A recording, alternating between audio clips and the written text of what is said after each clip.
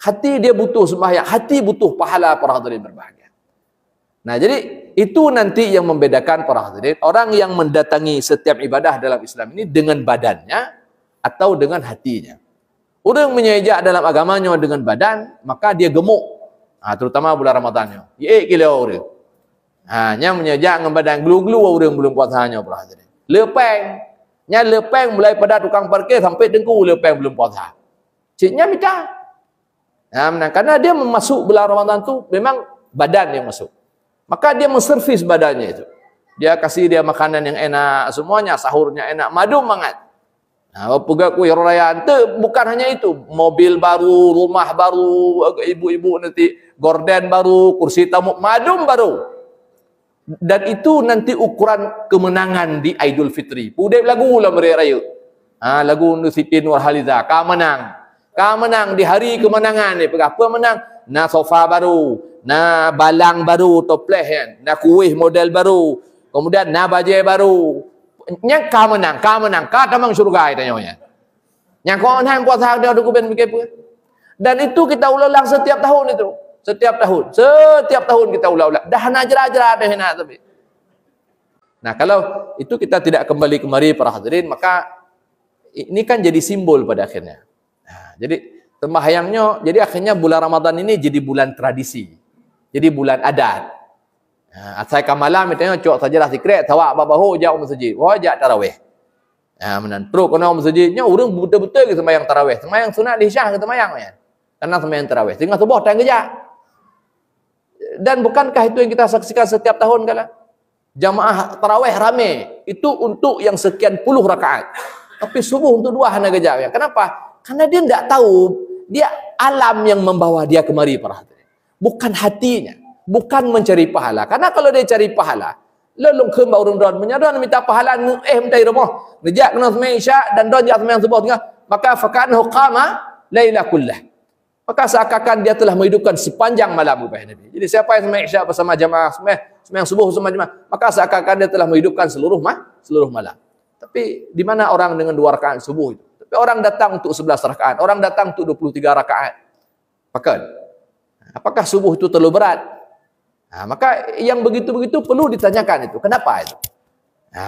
Kenapa kita ogah dengan yang 2 itu? Padahal pahalanya kata Nabi apa? Sembahyang sunatnya saja, sunat fajar itu, khairun minad dunya wa ma fiha. Lebih baik daripada dunia dan seisinya.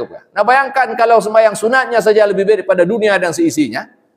Lebih baik daripada kuih raya, lebih baik daripada baju raya, lebih baik daripada dan seterusnya. Ya, pada pegah mana aja, lebih baik daripada bororo, lebih baik daripada cagru. Lebih baik daripada apa alam. Itu baik ya. Yang mepah, ya, lebih baik daripada itu semua. Nah, bagaimana lagi dengan salat fardunya, Pak? Makanya Nabi mengatakan kalau sekiranya lah orang-orang yang malas itu, yang malas, yang rumah, yang tahu hanya ijak kan, yang tipu lewatnya. Tipu lewatnya, maka Nabi mengatakan la atau walau kana habwa. Maka dia akan mendatanginya 2 rakaat subuh itu meskipun dia merangkak.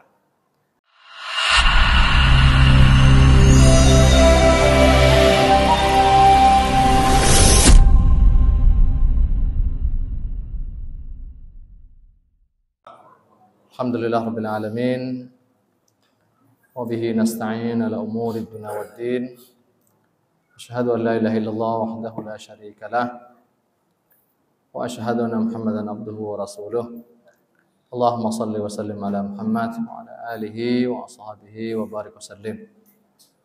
Allahumma rabbi syrah li sadri wa yassir li amri wa hlul 'uqdatam min lisani yafqahu qawli. Rabbana zidna ilma warzuqna fahma wa nabi salihin amma ba'd.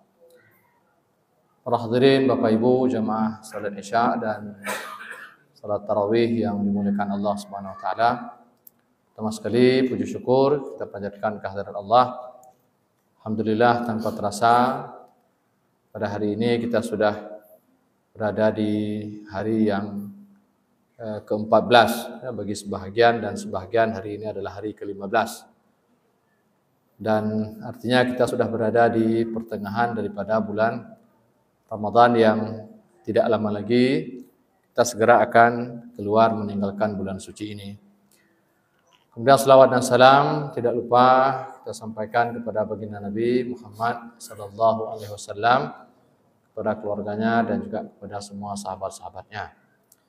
Bapak Ibu yang dimuliakan Allah Subhanahu wa taala, mengawali tausiah singkat di kesempatan malam yang berbahagia ini, saya mengingatkan kita semua dengan sebuah hadis Nabi, di mana Nabi mengatakan al-kayyisu man dana nafsahu wa amila lima ba'dal maut.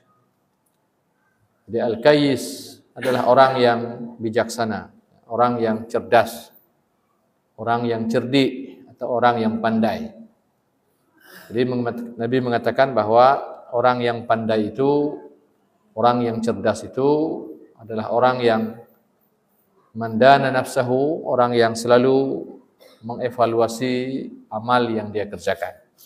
Dia orang yang selalu mengevaluasi kinerjanya, kerjanya, amalnya, perbuatannya.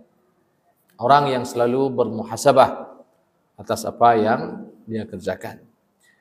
Dan kemudian selanjutnya apa? Nabi mengatakan wa amila lima ba'dal maut. Atau kama qala sallallahu alaihi wasallam. Nah, lalu kemudian atas dasar evaluasi tadi, maka dalam istilah tertentu itu ada namanya tindak lanjut, gitu kan? Nah, maka dia pun melakukan tindak lanjut, ya, berdasarkan evaluasi sebelumnya. Dan tindak lanjut ini sebuah perencanaan yang luar biasa. Jadi dia merencanakan bukan hanya untuk di kehidupan dunia ini, tetapi dia merencanakan untuk kehidupan setelah mati. Nah, jadi di sini ada dua poin para hadirin. Jadi muhasabah satu, kemudian yang kedua beramal bukan hanya untuk hari ini, tapi beramal juga sampai untuk setelah mati. Kira-kira demikian. Nah, ini para hadirin berbahagia, penting kita ingatkan diri kita dengan hadis ini, terutama pada hari ini seperti yang tadi kita singgung, kita tanpa sadar sudah berada di 15 Ramadan, ya, malam ke-15 atau malam ke-16 bagi sebagian. Dan ini artinya kesempatan kita semakin kecil, semakin sedikit ke depannya. Dan seharusnya tidak pun malam ini, ya, tetapi jadi kalau tadi dikatakan al-kais, orang yang cerdas, seharusnya tidak 15 malam sekali pun kita mengevaluasi apa yang sudah kita lakukan. Nah, harusnya setiap saat, setiap waktu, ya, minimal setiap hari, atau paling tidak setiap waktu sembahyang sekali. Allah memberi kita satu hari satu malam itu ada 5 kali sembahyang wajib. Jadi sebenarnya setiap waktu salat fardu itu adalah waktu kita mengevaluasi dan melakukan muhasabah atas apa yang kita kerjakan. Dan kita mengingat pesan yang disampaikan oleh Umar bin Khattab, hasibu anfusakum qabla an tuhasabu. Jadi hisablah diri kalian sebelum kalian nanti akan dihisab, dan semua kita akan diminta pertanggungjawaban atas apa yang kita kerjakan. Nah, sebelum itu ketika Allah masih memberi kita kesempatan para hadirin, dan inilah momen yang terbaik untuk kemudian kita menghisab diri kita atas apa yang sudah kita kerjakan. Dan kaitannya dengan Ramadan ini para hadirin, ini adalah bulan di mana Allah dan Rasul menginginkan, ya, agar dalam setahun sekali ada peningkatan amal, ya, yang terjadi pada setiap insan mukmin, pada setiap diri kita. Dan kita hari ini sudah malam ke-15, dan mari kita kilas balik ke belakang, ya. Seberapa sudah yang kita lakukan di sepanjang bulan ini. Jadi setidaknya kalau kita berbicara di luar puasa itu sendiri, di sana ada baca Al-Quran, ya, di sana ada salat sunat, dan di sana ada sedekah misalnya. Jadi saya kira ini 3 amalan yang cukup menonjol yang dicontohkan oleh Rasulullah sallallahu alaihi wasallam di sepanjang bulan Ramadan. Dan jangan lupa, ya, sebentar lagi kita akan memasuki 20 Ramadan, dan di sana ada namanya i'tikaf. Para hadirin berbahagia, jadi semuanya butuh pada perencanaan yang baik. Dan itu didasarkan pada sebuah evaluasi tadi. Nah, apa kira-kira rencana kita untuk sisa beberapa malam ke depan? Apa rencana kita terhadap Al-Quran? Apa rencana kita terkait dengan salat sunat? Apa rencana kita tentang sedekah? Apa rencana kita tentang i'tikaf di 10 malam yang terakhir? Sudahkah kita merencanakan itu semua? Berapa banyak yang sudah kita lakukan? Apa kira-kira yang kurang? Apa kira-kira rencana kita untuk memperbaiki yang kurang? Nah, saya kira Ini semuanya perlu menjadi perhatian kita bersama para hadirin. Kalau memang kita mendatangi dan masuk ke dalam bulan ini dengan sengaja, dengan sengaja, dengan sadar. Jadi artinya kita tidak diperangkap secara tidak sengaja di dalam bulan ini. Karena bagaimanapun para hadirin harus kita akui bahwa tidak sedikit di antara ummah ini yang dia berada di bulan ini karena memang sudah sampai Ramadan. Gimana pun ada mahajir ada beli, gitu kan? Jadi kita sehari ini di Ramadan, kita tidak bisa keluar dari waktu yang pada hari ini kita berada di dalamnya. Nah, kita tidak ingin seperti itu. Kita tidak ingin bahwa ini adalah sebuah faktor alam yang kemudian membersamai kehidupan kita para hadirin berbahagia, walaupun kita adalah bahagian daripada alam. Tapi manusia diberi kehendak yang kita bisa melampaui alam itu sendiri. Jadi harus ada semacam kesadaran, kesengajaan, ya, yang itu yang kita singgung tadi dengan perencanaan. Apa yang kita rencanakan untuk Ramadan tahun ini? Dan itu harusnya sudah direncanakan jauh-jauh hari sebelum kita memasuki bulan Ramadan. Dan Nabi mencontohkan sejak daripada Sya'ban, bahkan sebelumnya ada bulan Rajab, itu semua adalah bahagian daripada yang perlu menjadi perhatian kaum muslimin. Dan sejak dari situ harusnya orang sudah mempersiapkan. Makanya ulama terdahulu mengatakan apa? Bulan Rajab itu syahruz zara'. Dan bulan Sya'ban itu saqya zara', dan bulan Ramadan ini hasaduz zara'. Jadi mereka buat tertib seperti itu. Jadi bulan Rajab itu bulan menanam benih, bulan menyemai benih. Sementara Sya'ban bulan menyiram benih, dan Ramadan bulan memetik hasil dari benih yang sudah disemai, benih yang sudah disiram tadi itu. Nah, jadi bulan ini ada semacam peningkatan amal, dan itu tidak akan terjadi para hadirin kalau itu tidak direncanakan dengan baik. Jadi seperti kata pepatah, ya, jadi perbuatan baik kalau tidak direncanakan dengan baik, dia tidak akan pernah menjadi perbuatan baik. Dia hanya akan menjadi sebuah angan-angan belaka. Dan kita menyayangkan itu para hadirin. Jadi setiap tahun Ramadan, jadi urusannya di situ-situ saja, urusan THR. Jadi urusan Ramadan datang kepada kita, tapi sambutan kita biasa saja. Baik sebesar Ramadan itu persiapan bulan Syawal, tidak lebih tidak kurang. Jadi apa yang kita maupun ketika sedang berada di dalam bulan Ramadan. Jadi kita persiapkan untuk hari raya. Jadi orang ngomongnya itu saja. Jadi bulan yang harus yang bulan Ramadan itu yang ketimpan dengan ngebororong. Harusnya jadi fokus kita beribadah dari setahun, dari 12 bulan sebulan. Orang hari-hari ngomongnya timpang ngebororong. Yang kenya yang hati-hati kuih raya bajar. Nya bulan harkat pada akhirnya. Bulan bukan bulan ibadat para. Bocin dengan patih di pasai, pergi pegah lur. Artinya di luar musalla ini. Coba orang pasti bicaranya itu. Persiapan tuh ini, persiapan tuh semua persiapan tuh hari raya ini. Jadi dan seperti kita singgung tadi, sebentar lagi tanya kayak tamang 20 Ramadan. 20 Ramadan kita sudah mulai masuk malam i'tikaf, dan Nabi itu sudah tidak lagi keluar dari masjid.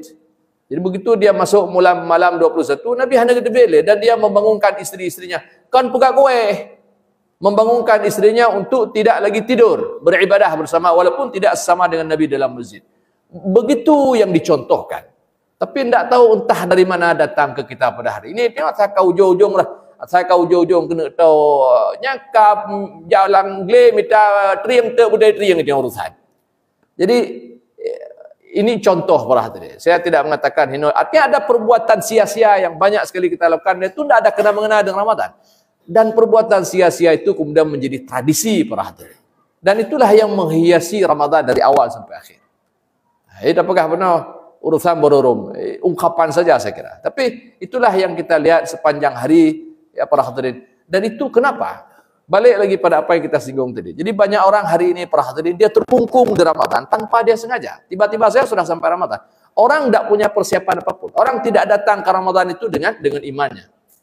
Nah, jadi lo punya kena ingat tanya madu para hadirin bahwa pahamilah dengan baik bahwa sesungguhnya agama ini itu bukan persoalan tubuh. Walaupun secara kasat mata memang agama ini dikerjakan oleh tubuh. Tapi agama ini persoalan iman sebenarnya. Dia persoalan hati. Nah, dia persoalan hati. Jadi hanya orang yang mendatangi agama dengan hatilah yang kemudian dia bisa mendapatkan apa yang diinginkan oleh agama itu. Kita selalu mengingatkan diri kita masing-masing para hadirin. Bayangkan berapa lama sudah Ramadan kita rasakan. Saya dengan umur yang hampir 48 tahun umur. Sedikit lagi 50 tahun. Sudah mau berkepala 5. Artinya minimal saya sudah merasakan Ramadan itu lebih kurang 40 kali sudah. Ya, 40 kali, 40 tahun puasa Ramadan. 40 kali itu kalau kita mengatakan saya mulai berpuasa pada usia 9 tahun. Puasa Ramadan. 40 kali ada puasa. Lalu saya tanya pada diri saya ini, di mana takwa sudah 40 kali puasa? Di mana takwa itu? Nabi kita puasa Ramadan itu 9 kali, Pak. Jadi saya lebih banyak berpuasa Ramadan daripada Nabi. Jadi menjaga hisab tengah hari kiamat, lo lebih halal pahala puasa Ramadan. Harusnya begitu. Jadi kalau Nabi dengan lo, harusnya itu. Harusnya lo lebih hebat daripada Nabi dalam soal puasa Ramadan. Kenapa? Karena Nabi cuma 9 kali beliau wafat. Ada sahabat dulu cuma sekali wafat. Ada yang tidak sampai. Dulu di zaman Fir'aun, tukang sihir, Pak. Tukang sihir Fir'aun, itu di waktu duha, jam 10, dia masih melawan Musa itu. Banyak mentang beratraksi masih lawan Nabi. Itu jam 10 pagi itu. Tapi sore hari Allah mengabarkan kepada kita mereka masuk syurga, Pak. Coba Cin bayangkan ini. Jadi dia jam 10 pagi, dia datang masih petentang-petenteng lawan Nabi itu. Mentang yang melihang Nabi-nya. Tapi selepas asar itu, belum sampai terbenam matahari, dia sudah masuk ke dalam syurga. Lihat iman di sini, lihat kualitas iman. Ini kalian pakiban orang yang tadi penjahat, tiba-tiba kemudian menjadi hamba Allah yang saleh. Dan ceritanya diabadikan dalam Al-Quran. Gitu kan? Pakiban tanya orang-orang yang sudah berpuluh tahun hidup dengan Islam ini, lalu aina nahnu minal jannah, kira-kira begitu. Di mana kita ini kira-kira dengan ciri-ciri penduduk syurga? Allah menjanjikan la'allakum tattaqun, semoga kalian bertakwa. Di mana takwa itu, para hadirin berbahagia? Nah, jadi ini saya kira harus menjadi perhatian serius kita semua. Kalau tidak, balik lagi. Jadi itu yang dulu kita ingatkan bahwa yang tu ulama tanya zaman gepurno tanya menyauraceh sampai je no. Sengaja long puasa, sengaja tapi kepuas. Supaya apa yang kita kerjakan ini disengajai memang dari hati, para hadirin. Jadi sengajanya hino. Dan itu salah satu hikmah kenapa ada niat dari hati.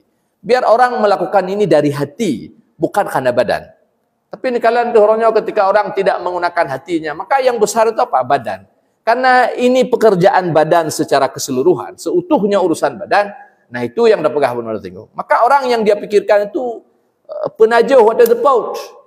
Dan itu yang menggembirakan hati orang berpuasa itu. Dan dia susah hati kalau tidak punya kue hari raya bagi ibu-ibu. Susah hati kalau tidak ada baju baru. Kenapa? Karena dia melakukannya dengan fisik, bukan dengan hati. Hati hanya pelai bororom, hati. Hanya pelai iu kolang-kaling, hanya pelai aja. Nah, mana hatinya hanya pelai kue hari raya. Dan hati tidak perlu baju hari raya ada. Hati butuh takwa. Jinya pelai aja. Hati dia butuh sembahyang. Hati butuh pahala, para hadirin berbahagia. Nah, jadi itu nanti yang membedakan para hadirin. Orang yang mendatangi setiap ibadah dalam Islam ini dengan badannya atau dengan hatinya. Orang menyejak dalam agamanya dengan badan, maka dia gemuk. Terutama bulan Ramadannya. Ye kilo orang. Nya menyejak dengan badan gelu-gelu orang belum puasanya, para hadirin. Lepeng. Nya lepeng mulai pada tukang parkir sampai dengku lepeng belum puasa. Ciknya minta. Karena dia masuk bulan Ramadan tu memang badan yang masuk. Maka dia menservis badannya itu. Dia kasih dia makanan yang enak, semuanya sahurnya enak, madu mangat. Nah, pegak kuih rayaan tu bukan hanya itu, mobil baru, rumah baru, ibu-ibu nanti gorden baru, kursi tamu, madum baru. Dan itu nanti ukuran kemenangan di Aidul Fitri. Pudek lagu lah mereka raya. Lagu Nusitin Warhaliza, kau menang. Kau menang di hari kemenangan ni. Apa menang? Na sofa baru, na balang baru, toples kan, na kuih model baru, kemudian na baju baru. Yang kau menang, kau tamang syurga tanya. Yang kau menang puasa dia ada kuben begitu. Dan itu kita ulang setiap tahun itu, setiap tahun kita ulang. Dah nak ajar-ajar dah nak tapi. Lalu kita tanya tu ada pegah dia, nyo Cina kau maju, Amerika maju. Kita tanya yang keenan dia. Jadi para hadirin berbahagia. Wadah terlalu kecil, terlalu sempit untuk kena pegah apa panjang. Tinggal tu bawah nama teh. Tinggal tu bawah ada pegah panjang lo. Jadi poin kena pegah apa? Jadi kita ini para hadirin menyatanya tatamang dalam agamanya dengan badan para hadirin. Yang pertama apa? Kita ini cepat lelah. Bagahek tanya. Dan tidakkah kita lihat selama ini para hadirin ramai di awal, sepi di akhir. Dan itu juga tontonan yang kita saksikan setiap tahun. Tapi mana? Murim nasihat di mana-mana begitu. Hatta di Baitur Rahman juga seperti itu. Punya pun, oh karu kelih masjid menasah. Karu, ramai orang. Lagi orang raya. Tapi begitu hari kedua, ketiga, mulai pelan-pelan. Ya? Dan yang makin sapa pasar. Karena orang datang dengan badan, bukan datang dengan hati. Nah, jadi orang tidak akan bisa istiqamah, Pak. Jadi tanya, pertama kita tidak kuat. Kedua kita cepat lemah memang. Kita sulit istiqamah kalau datang dengan badan. Berbeda orang yang datang dalam agama ini dengan hati. Dia akan lebih, walaupun manusia kita menggunakan badan, pasti ada masa kita lelah, di mana kita juga butuh tidur. Dan Nabi juga seperti itu. Pokoknya di malam hari dia tidur, tapi paling tidak ada kelezatan tersendiri pada hari itu. Dan dia tidak cepat bosan. Hamba bosan je. Karena ada sesuatu pada hati dan itu tidak dimiliki oleh badan. Dan itu kalau orientasinya apa? Pahala, para hadirin. Dan itu yang berkekalan pada kaum orang-orang terdahulu itu. Jadi urutnya gejak dia minta pahala. Jadi kalau dia datangnya cari pahala, dan itu yang membuat orang itu dia duduk begini, tak masalah ya, karena dia tahu di pahala, kan? Ada untung yang dia rasakan di sini, ada sesuatu yang dia harapkan. Tapi begitu tanya hana kita datang bukan orientasinya bukan pahala, para hadirin berbahagia. Nah, maka itu yang dalam banyak hadis Nabi mengingatkan kita, rubba saim laisa lahu min siyamil ju' wa rubba qaim laisa lahu min qiyam ila sahar. Orang berpuasa tapi tidak dapat apa-apa kecuali lapar. Orang berpuasa, orang qiyamul lail tapi tidak dapat apa-apa kecuali begadang malam. Jadi capek yang ada apa? Tanya. Jadi ibadah ini pada akhirnya jadi beban. Kita pingin cepat selesai semayang, kita pingin cepat kelar dari musalla ini, dia pingin tiap awal bagah-bagah tiap awal rumah, boleh tiap dua tiap pi rukuk. Jadi hina mentang ni, hai tak duklah agamanya. Jadi agama ini betul-betul mana ini taplah agamanya. Jadi kita seperti tercekik dalam agama ini, Pak. Padahal agama ini alam nashrah laka sadrak wa wada'na 'anka wizrak. Tidakkah kami lapangkan dadamu, kami angkat beban daripadamu. Jadi agama ini adalah tempat di mana kita merilis semua beban. Tempat di mana kita semua melapangkan dadanya ke tempatnya. Tapi bayangkan orang masuk ke agamanya sempit dadanya. Tak itu masjid, padahal penguruh masjid itu pegat ambal pah debai AC ke pasang biar tubuhnya nyaman. Tapi balik lagi ni kalian, karena memang dasar datang kemari itu karena tubuh bukan hati. Padahal menyehati yang dia kena hana pelai hati, hana pelai karpetnya. Sahabat Nabi dulu itu masjid Nabi, kita semua tahulah masjid Nabi. Masjid Nabi enggak ada karpet, apalagi enggak ada apa-apa, tanah, Pak. Ya, sehingga pada suatu malam itu ketika terjadi hujan besar di Madinah itu hujan, lantai masjid Nabi itu banjir, becek. Dan mereka sujud di dalam lumpur, Pak. Nah, ada ribut-ribut. Dan semua sembahyangnya khusyuk. Sujud dalam lumpur, membayangkan. Sujud dalam lumpur, alhamdulillah. Kenapa? Karena dia tidak seutuhnya menggunakan badan. Memang badan sebagai fasilitas, tapi yang sembahyang itu hati sebenarnya. Itu urusan hati. Jadi, hati tak terguris. Selama hati tidak terguris, tidak ada masalah. Dan mereka terlatih seperti itu. Nah, jadi saya kira, dan ini butuh. Jadi tidak bisa hanjit, ada lon pegah menan pekal laganya, hana dentai asyik laganya. Tapi paling tidak kita tahu di mana salah kita, para hadirin. Hanya tayo kena ingin menyadarkan diri. Jadi karena agama ini ada maksudnya, ada tujuannya, ada endingnya di dunia dan akhirat. Untuk apa puasa? Takwa. Lalu di mana takwa ini? Kenapa saya tidak pernah sampai pada takwa? Nah, kira-kira. Kenapa dalam pikiran lon menyahana kalau saya enggak dapat dunia, kalau saya enggak dapat duit, kalau susah hati. Padahal orang beriman tidak boleh susah. Ciri orang beriman tidak susah. Kalau susah berarti hanapnya iman hanapah. Dan itu kita alami setiap hari. Dan kita tanya, kenapa itu? Pat macet dah. Nah, begitu juga dengan sembahyang. Bukankah sembahyang keperhatian hanil fahsya? Jadi endingnya agama ini di dunia buat kita jadi orang baik. Buat kita ini jadi orang yang jujur dan seterusnya. Tapi ini kalian kehormatnya para hadirin. Kita hari ini sembahyang, kita puasa dan segala macam. Tapi di mana kita dengan akhlakul karimah, kira-kira begitu. Di mana kita dengan kejujuran, di mana kita dengan rezeki yang halal. Menangkan dan seterusnya. Jadi kita coba mengevaluasi itu dan kita coba cari di mana Pak kenop je, Pak talah. Di mana kita keliru. Nah, maka kita katakan salah satu kekeliruan yang paling besar itu adalah dari segi hati ini, para hadirin. Jadi tanya kita tidak coba untuk betul-betul tulus kepada Allah Subhanahu wa taala. Makanya Umar mengingatkan kita, apa? Jaddidu imanakum, apa? Perbaiki niat hatinya. Jadi tadi kita dari rumah datang kemari, hati saya hati. Untuk apa datang kemari? Pernah tidak kita pertanyakan itu? Lonjak nolak ceramah ke apa? Apa kira-kira bisikan hati ketika keluar dari rumah tadi itu datang kemari? Nah, itu perlu dievaluasi, dan itu kalau misalnya tadi betikan hatinya tidak betul, itu perlu dikasih betul, diperbaiki, dibetulkan dia. Nah, itu maksudnya jadidu, perbaiki niat, perbaiki iman. Berarti imannya bermasalah itu. Nah, karena kalau ini tidak betul, dia itu akan memberi dampak kepada seterusnya. Sampai kepada hasil kita tidak akan mendapatkan apa-apa. Jadi dimulai dari sini. Nah, begitu tujuannya betul para hadirin. Dan tujuan kita melakukan ini semua adalah apa? Untuk membuat pahala, ridha daripada Allah, ampunan daripada Allah, rahmat dan seterusnya. Nah, kalau itulah tujuannya, maka kita akan memperhatikan mulai daripada cara wudhu kita perhatikan biar sempurna supaya tujuannya dapat. Ya, mulai cara sembahyang kita perhatikan dengan baik dan seterusnya supaya apa? Supaya apa yang kita inginkan dapat. Jadi saya kira itu yang perlu diperhatikan. Nah, kalau itu kita tidak kembali kemari para hadirin, maka ini kan jadi simbol pada akhirnya. Nah, jadi sembahyangnya, jadi akhirnya bulan Ramadan ini jadi bulan tradisi. Jadi bulan adat. Asal malam mitanya cok sajalah zikir tawak babahu jauh masjid wajak tarawih. Terus kena masjidnya orang betul-betul ke sembahyang tarawih. Sembahyang sunat di Syah ke sembahyang ya. Karena sembahyang tarawih tinggal subuh dan kerja. Dan bukankah itu yang kita saksikan setiap tahun kala? Jamaah tarawih ramai. Itu untuk yang sekian puluh rakaat. Tapi subuh untuk 2 hanya kerja ya. Kenapa? Karena dia tidak tahu, dia alam yang membawa dia kemari para hadirin. Bukan hatinya. Bukan mencari pahala. Karena kalau dia cari pahala, lalu kembali orang don menyadar minta pahala minta rumah. Rejak kena sembahyang isyak dan don jak sembahyang subuh tengah, maka fakanahu qama laila kullah. Maka seakan-akan dia telah menghidupkan sepanjang malam ubah Nabi. Jadi siapa yang sembahyang isyak bersama jamaah, sembahyang subuh bersama jamaah, maka seakan-akan dia telah menghidupkan seluruh malam. Tapi di mana orang dengan 2 rakaat subuh itu? Tapi orang datang untuk 11 rakaat, orang datang untuk 23 rakaat. Maka apakah subuh itu terlalu berat? Nah, maka yang begitu-begitu perlu ditanyakan itu. Kenapa itu? Nah, ya, kenapa kita ogah dengan yang 2 itu padahal pahalanya kata Nabi apa? Sembahyang sunatnya saja, sunat fajar itu khairun minad dunya wa ma fiha. Lebih baik daripada dunia dan seisinya.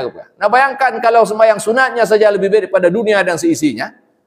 Ya, lebih baik daripada kuih raya, lebih baik daripada baju raya, lebih baik daripada dan seterusnya. Ya, pada pegah mana aja, lebih baik daripada bororo, lebih baik daripada cagru. Nah, lebih baik daripada apa alam? Ia Dubai ya. Nah, yang mepah. Ya, lebih baik daripada itu semua. Nah, bagaimana lagi dengan salat fardunya, Pak? Makanya Nabi mengatakan kalau sekiranya lah orang-orang yang malas itu, yang malas, yang rumah, yang tahu hanya ijak kenau, yang tipu lewatnya. Tipu lewatnya, maka Nabi mengatakan la atauha walau kana habwa, maka dia akan mendatanginya 2 rakaat subuh itu meskipun dia merangkak. Artinya harusnya penuh subuh itu. Apalagi di saat Ramadan ini orang sahur semua bangun. 90% orang bangun. Tapi yang datang kemari itu separuh daripada yang sembahyang tarawih dari malam. Jadi ini kan miris sebenarnya. Lalu kita akan bertanya, orang ngapain ini? Buat aja kena. Nah, kan pada akhirnya seperti itu. Itu yang saya kira yang perlu kita koreksi. Tidak pada orang lain. Tanya yang Mbak Drawat. Tanya yang Mbak Drawat. Nggak perlu tanya sama si fulan, nggak perlu tanya. Tanya sama diri sendiri. Kenapa? Kenapa saya tarawih pergi tapi kenapa saya rawatib tidak sembahyang tapi sembahyang ini saya sembahyang? Dan seterusnya. Jadi saya kira ini perhatian berbagai harus menjadi, dan saya setiap tahun tapi nyolong pegah. Ada menyenkalan ngeset tulisan lon pada internet itu mengatanya masih belum pegah. Jadi yang belum pegah mana yang ditulis mana masih. Kenapa? Karena itu tadi Pak. Jadi ini sambil mengkoreksi diri sebenarnya, bukan mengkoreksi orang. Jadi sambil maklum kun baru kaitam dorong sembahyang ku Iqbal. Kaitam dorong tu. Kaitam kan? Kaitam. Ada ni uleron hitam dorong. Jadi maksudnya kita beribadah kaitam dawat tu. Tak sujud ke Tuhan kaitam dawat tu. Tapi kita akan balik lagi bertanya, aina taqwa minni? Di mana takwa itu? Ya mana? Apa takwanya? Kata seorang kepiahnya kamu tuntut, mampai duk takwanya. Waktu tidak bukan kepiah tan takwa. Apa takwanya? Kan begitu kira-kira kan? Jadi pakan ditanya kan sekian tahun itu mentah ada betul. Mana? Jadi apakah ini akan berhenti pada kesia-siaan para hadirin? Nah itu yang saya kira perlu kita koreksi diri sendiri, dan kapan yang lalu pegah apa kaju orang tele. Tinggal bunga tak sambung macam itu. Kaji benar ya, sampai di sini mudah-mudahan ada faedah ya bagi yang mudah-mudahan tidak tersinggung lah ya. Jadinya koreksi doa ya. Saya kira demikian. Subhanakallahumma bihamdika asyhadu an la ilaha illa anta astaghfiruka wa atubu ilaik. Assalamualaikum warahmatullahi wabarakatuh.